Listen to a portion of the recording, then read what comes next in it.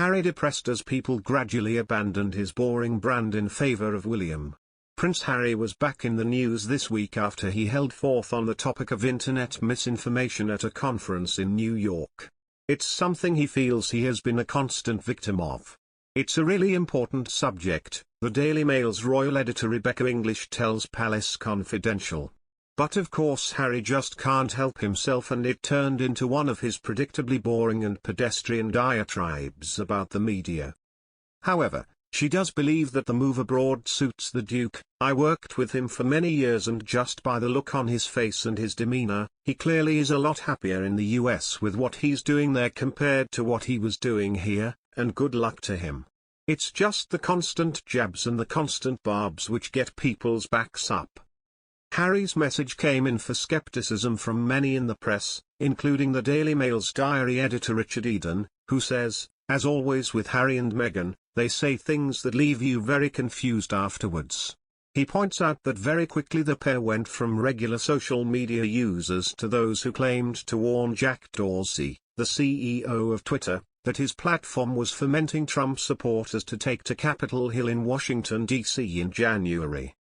Harry was sort of suggesting it was from his monitoring of social media, but they've previously said that they are boycotting social media, he says. Sometimes it's quite hard to keep up.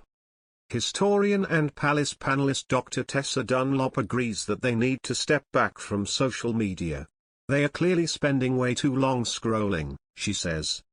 But she argues that Harry's past can't help but inform and drive his beliefs. Children growing up today will be a great deal tougher, more media savvy, she says.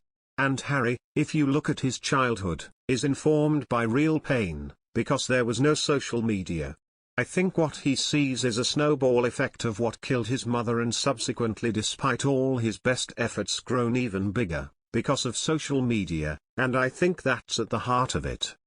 Plus the Daily Mail's chief reporter Sam Greenhill gives us an update on the latest developments in the case at the Court of Appeal, where the Mail on Sunday is seeking to overturn a High Court ruling that it unlawfully breached the Duchess of Sussex's privacy.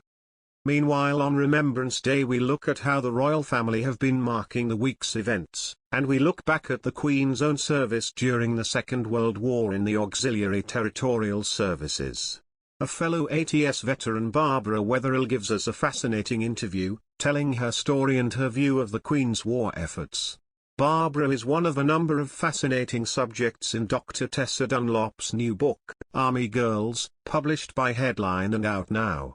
Prince Harry has decided not to travel to the UK to celebrate Christmas with the Queen. The Duke of Sussex will instead be with his wife, Meghan Markle, and kids Archie and Lilibet in California. Contrary to what was reported earlier, the Sussexes are really enjoying their new life in California and their new home. Speaking to Vanity Fair, they added, "Let's just say that while things are better between Harry and his brother, it's not what it was, and I don't think anyone is ready for a cozy family Christmas right now." Royal expert Robert Lacey said Harry's rift with William could be a cause of him distancing from the entire royal family. He explained, if this breach between the brothers is not healed in some way, it will come to stand with the abdication crisis and the death of Diana as one of the traumas that changed the monarchy. There is time to change things in a positive direction, but at the moment the palace is not working in that direction.